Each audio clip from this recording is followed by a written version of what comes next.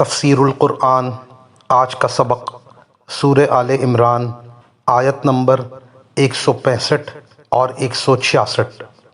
اعوذ باللہ من الشیطان الرجیم، بسم اللہ الرحمن الرحیم۔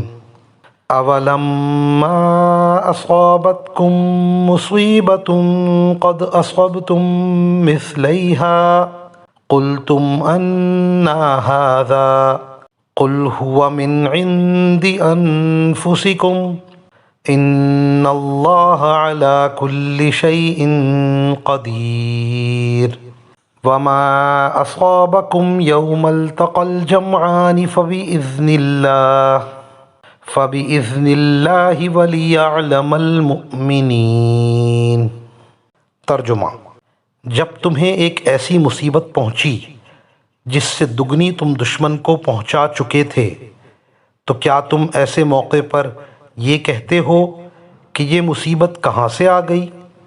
کہہ دو کہ یہ خود تمہاری طرف سے آئی ہے، بے شک اللہ ہر چیز پر قادر ہے۔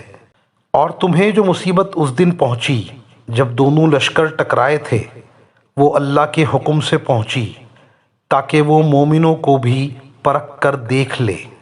مسلمانوں کو غزوہ احد میں وقتی طور پر شکست ہوئی اور اس سلسلے میں تکلیف پہنچی۔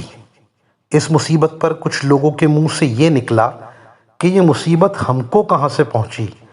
اس کے جواب میں ارشاد ہوا کہ اے نبی صلی اللہ علیہ وسلم، آپ ان کو جواب میں فرما دیں کہ یہ اسباب ظاہرہ میں تمہاری اپنی جانوں کی طرف سے ہے کہ تم نے رسول اللہ صلی اللہ علیہ وسلم کی نافرمانی کی، اور پہاڑوں پر جن تیر اندازوں کو بٹھایا گیا تھا انہوں نے باوجود تاکیدی حکم کے اس جگہ کو چھوڑ دیا اور مال غنیمت جمع کرنے میں لگ گئے۔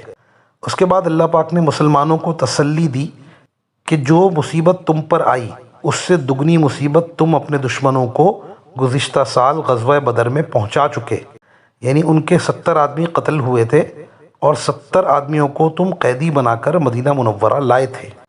اب اگر تمہیں مصیبت پہنچ گئی اور وہ بھی تمہاری نافرمانی کی وجہ سے تو اس پر غمگین کیوں ہو رہے ہو؟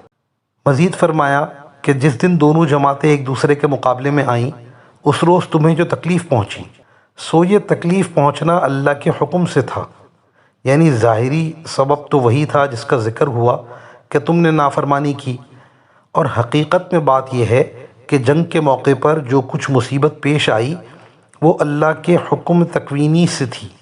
وہ ہر چیز پر قادر ہے، جو چاہتا ہے کرتا ہے، اس کا کوئی فعل حکمت سے خالی نہیں ہے۔ اس حکم میں ایک حکمت تو یہ تھی کہ اللہ پاک مومنین کو جان لیں کہ پکا مخلص مومن کون ہے۔ وآخر دعوانا ان الحمد للہ رب العالمین۔